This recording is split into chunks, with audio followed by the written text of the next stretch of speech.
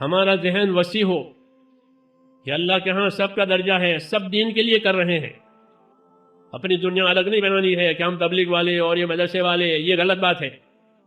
دین کے جتنے کام ہو رہے ہیں دنیا میں وہ سب دین کے لیے ہو رہے ہیں، علم بھی دین کے لیے، ذکر بھی دین کے لیے، دعوت بھی دین کے لیے، رفاعی خدمتیں وہ بھی دین کے لیے۔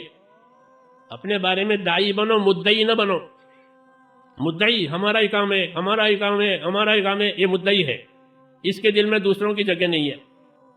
انزل الناس منازلہم، حدیث شریف میں ہے، ہر آدمی کو اس کے درجے پر رکھو۔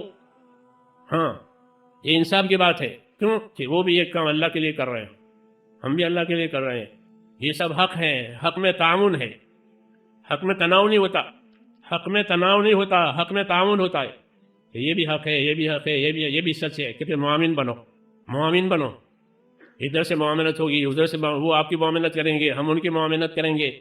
یہ نہیں کہ ہم ان کو اپنا مخالف قرار دیں، یہ نہیں، مخالف کی کوئی وجہ نہیں ہے۔ رفیق بن کے کام کرو، فریق بن کے کام مت کرو، یہ بزرگ کہتے ہیں۔ رفیق بنو، فریق مت بنو۔ امت کے کام کرنے والوں کو اپنا فریق مت سمجھو، ان کو احسان سمجھو ان کا کہ جو کام ہم نہیں کر سکتے ہیں وہ کر رہے ہیں۔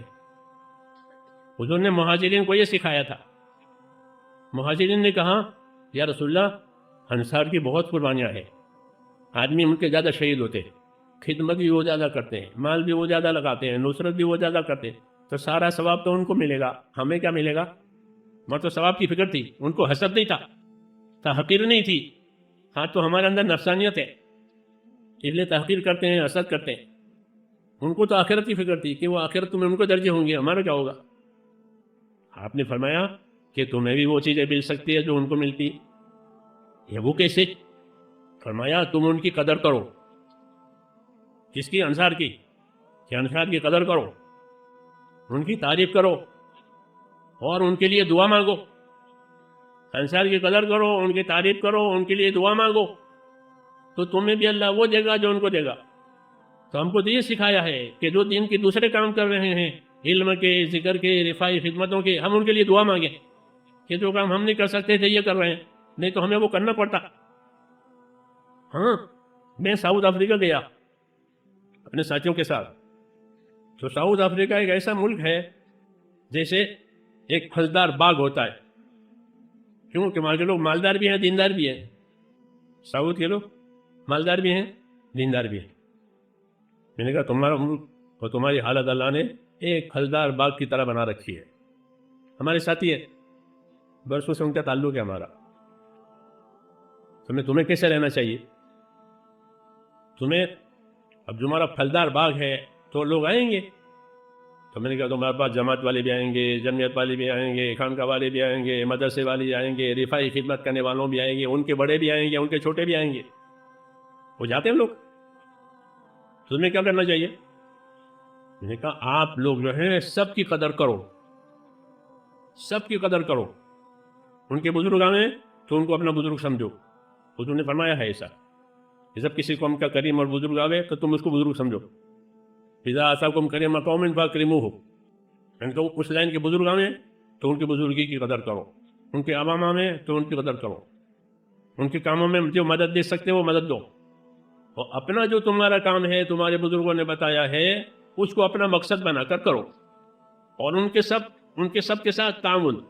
میں نے کہا اس کی مثال ایسی ہے جیسے ہم تمام نبیوں پر ایمان لاتے ہیں، ہمارا ایمان تمام نبیوں پر ہے، آمنت باللہ وملائکتہ وکتبہ ورسلہ، ہمارا ایمان تمام نبیوں پر ہے۔ جتنے نبی اللہ نے دنیا میں بھیجے، چاہے ان کے نام ہم کو معلوم ہو نہ ہو، وہ سب اللہ کے سچے بندے ہیں، سچا دین لے کر آئے ہیں۔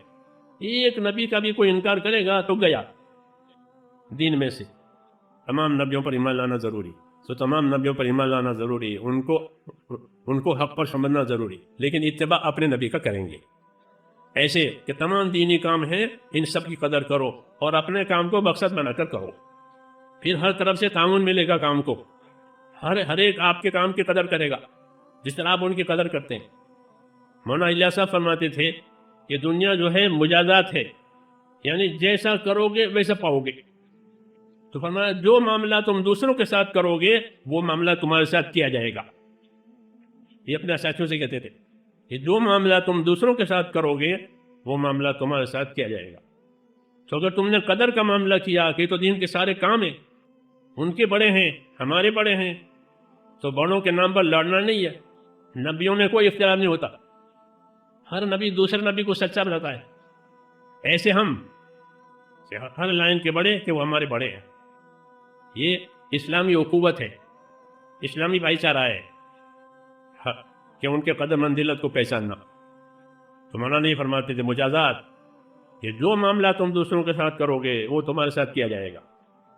اس لیے اپنے آپ کو چوکنا رکھو کہ ہماری طرف سے سوائے خیر کے اور کوئی بات نہ ہو۔ سب کی قدر کرنی ہے۔ دین کا ایک سبحان اللہ بھی احد پہاڑ سے بڑا ہے۔ ایک آدمی سبحان اللہ پڑھتا ہے کہ وہ بھی قیمتی ہے۔ کیوں؟ کہ اس کا سبحان اللہ اللہ کے احد پہاڑ سے بڑا ہے۔ حضور فرماتے ہیں لا یحقرن من المعروف شیئا، کسی نیکی کے کام کو ہلکا مت سمجھو کہ ان کا کام ہلکا ہے، ہمارا باری ہے۔ کہ عمل کو درجہ دینے کا حق اللہ رسول کو ہے، آپ کو نہیں ہے۔ اللہ رسول درجہ دیں گے، اس عمل کا یہ درجہ ہے، اس عمل کا یہ درجہ ہے، اس عمل کا یہ درجہ ہے۔ درجہ قائم کرنا عملوں میں یہ اللہ رسول کا حق ہے، ہمارا حق نہیں ہے۔ نہیں تو ہم گولو کریں گے یعنی آگے نکل جائیں گے، جیسے اہل کتاب گولو کر کے آگے نکل گئے، وہ گمراہ ہو گئے۔